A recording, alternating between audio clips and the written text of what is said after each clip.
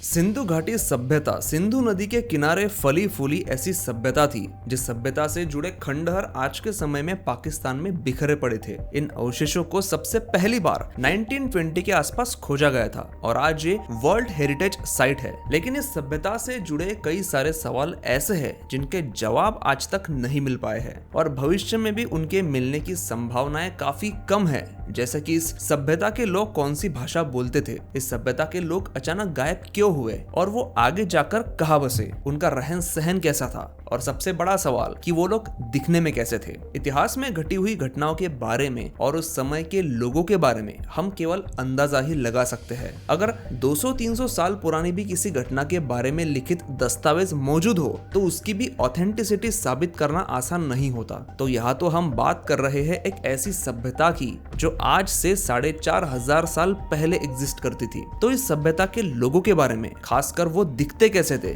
इस बारे में आज तक सिर्फ कुछ कल्पनाएं ही की गई थी। लेकिन अब जमाना आ चुका है आर्टिफिशियल इंटेलिजेंस का। तो हम आपको 3 ऐसे रिसर्च के बारे में बताएंगे जिनमें इंडस वैली सिविलाइजेशन के लोग दिखने में कैसे थे, इस बात पर रिसर्च किया गया था। इसमें से एक रिसर्च तो हाल ही का है जिससे जुड़ी काफी तस्वीरें इंटरनेट पर वायरल हुई थी। तो शुरुआत उसी से करते हैं। लेकिन इस लिस्ट में तीसरा और आखिरी पॉइंट बिल्कुल मिस मत करना, क्योंकि उसमें एक ऐसे रिसर्च के बारे में मैं आपको बताने वाला हूँ जिसमें क्रिएट की गई तस्वीरें एकदम हाइपर रियलिस्टिक थी, जो सच में काफी इंटरेस्टिंग है। तो वीडियो को आखिर तक जरूर देखिए।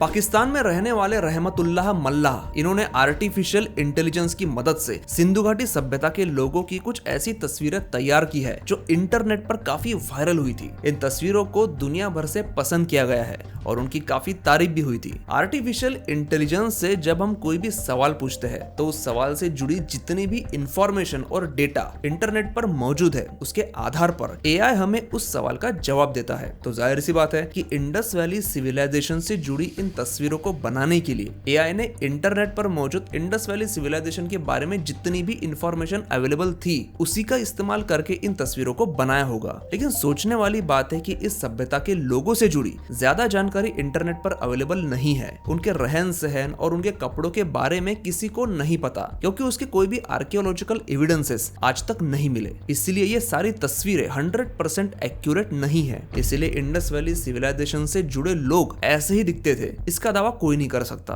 लेकिन फिर भी रहमतुल्लाह के कला की तारीफ करनी होगी, क्योंकि उन्होंने बनाई हुई तस्वीरें सच ना सही लेकिन काफी इंटरेस्टिंग जरूर है।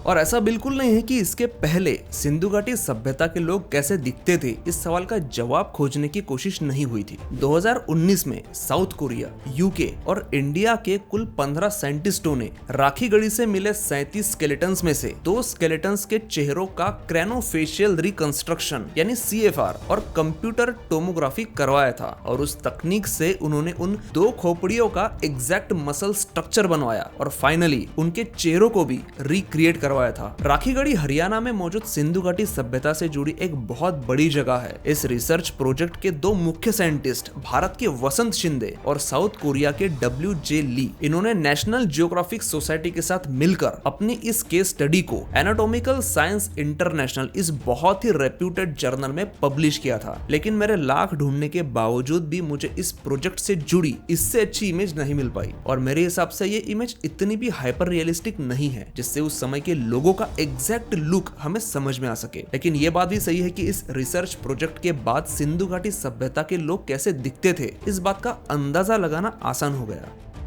इस सभ्यता के लोगों का बॉडी और फेशियल रिकंस्ट्रक्शन करना आसान इसीलिए भी नहीं था क्योंकि इस सभ्यता के लोगों से जुड़ी ज्यादा चीजें जैसे कि स्टैचूज और कार्विंग्स आज तक नहीं मिल पाई है। यहाँ के लोगों के फिजिकल अपीयरेंस के बारे में जानकारी देने वाली सिर्फ एक ही मूर्ति यहाँ पर मिल चुकी है जिसे प्रिस्ट किंग कहा जाता है। साइप्रस देश के एक वेब डिजाइनर पैनागियोटिस, आई होप मैं इनका नाम सही ले रहा हूँ, इन्होंने यहाँ मिली प्रिस्ट किंग की मूर्ति का फेस रिक्रिएट किया था। इस रिक्रिएशन में उन्होंने आर्टिफिशियल इंटेलिजेंस का सहारा नहीं लिया था, बल्कि उन्होंने कुछ सॉफ्टवेयर्स जैसे कि एडोब प्रीमियर प्रो और एडोब आफ्टर इफेक्ट्स का यूज किया था और ये पूरा रिक्रिएशन उन्होंने मैनुअली किया था। और मेरे हिसाब से अगर रंग को छोड़ दिया जाए तो ये रिक्रिएशन ऑलमोस्ट परफेक्ट था और ये मेरी राय है। और मेरी इस राय से आप लोग सहमत है या नहीं ये मुझे आप कमेंट करके जरूर बताइए। वीडियो अच्छा लगा हो तो प्लीज इसे लाइक जरूर करिए, अपने दोस्तों के साथ शेयर करिए और ऐसी वीडियोस देखने के लिए चैनल को सब्सक्राइब करिए। मैं हूं सुमित। सुमित और मैं मिलता हूँ आपसे अगले एपिसोड में।